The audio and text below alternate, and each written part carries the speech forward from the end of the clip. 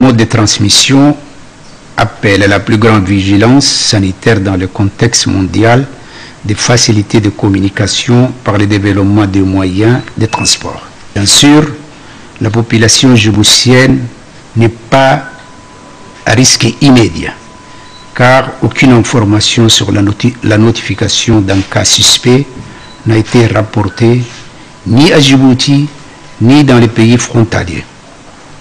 Cependant, la facilité de déplacement des populations, les propriétés du virus Ebola et ses modes de transmission ne nous met pas à l'abri d'un risque. Et c'est du fait de notre situation géographique et stratégique. Aussi, face à cette situation, le président de la République, chef du gouvernement, son Excellence M. Ismaël Omar Guelleh, a demandé au gouvernement de prendre les mesures qui s'imposent pour protéger la population de tout risque d'introduction du virus. Le ministère de la Santé a aussitôt développé un plan d'action dont la première phase est composée d'un ensemble de mesures de surveillance sanitaire et de protection à grande échelle.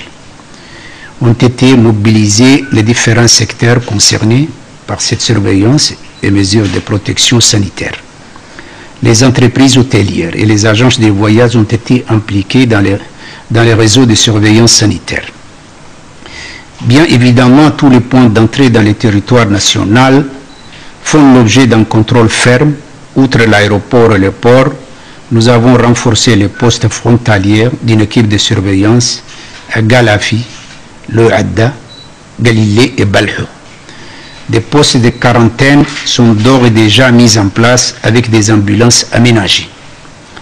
Les agents de santé mobilisés pour la mise en œuvre de ces mesures ont été dotés des équipements et matériels conformes aux normes de protection internationales. Sur le plan de la communication, un numéro vert gratuit a été mis en place. Ce numéro est le 118 pour la déclaration de tout cas suspect dans les structures sanitaires du système, c'est-à-dire militaires, parapublics et privés. Ce numéro est disponible actuellement au point d'entrée comme l'aéroport et sera élargi. Des posters expliquant les modes de contamination, de transmission et les mesures de protection contre la contamination ont été distribués aux intéressés.